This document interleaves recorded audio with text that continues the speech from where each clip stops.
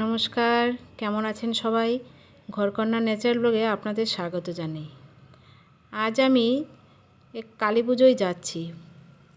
আমাদের পাড়াতেই কালী পুজো হচ্ছে, সেই পুজোতে যাব সবাই মিলে।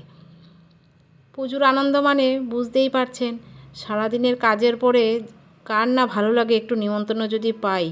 তার মধ্যে পুজো, আমরা পুজো বলেন, জন্মদিন বলেন, যে কোনো একটা অনুষ্ঠানই পাই না কেন খুব খুশি হয়ে যায়, বাচ্চাই বলুন আর বড়রাই বলুন। সারাদিন কাজ করার পরে বড়দেরও যখন একটু ভালো লাগে, যখন আমরা একটু এইদিক ওইদিক করে বেরোতে পারি।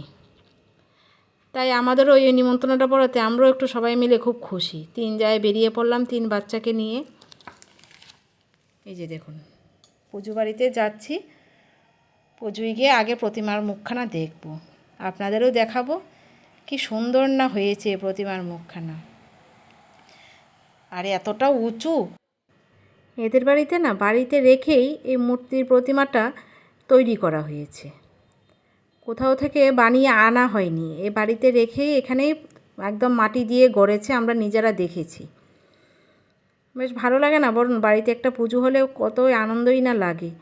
তার মধ্যে আমরা নিমন্ত্রণটা পেয়েছি তো তাই। আর পুজোর নিমন্ত্রণ না করলেও আসা যায়। এটা তো আর জন্মদিন, বিয়েবাড়ি বলুন এসব কিছু না যে না আমাকে বলেনি আমি কেন যাব। এটা একটা ঠাকুরের অনুষ্ঠান, পুজোর ব্যাপার, যে কেউ যেতেই পারি। তাও ওরা প্রতি বছরই বলে আমাদের, আমরা আবার যাই। এই যে দেখুন, এখন আবার প্রতিমা দেখে প্রসাদ খেতে চলে আসলাম। আর আমার না প্রতিমাটা দেখে এত ভালো লেগেছে, মানে কী বলবো। এখানেই কিছুক্ষণ ছিলাম বসে, আমরা সবাই মিলে এখানে বসে রয়েছি কিছুক্ষণ। কারণ প্রতিমার মুখখানা এত সুন্দর করে সাজিয়েছে আর এত সুন্দর করে বানিয়েছে প্রতিমাটাকে।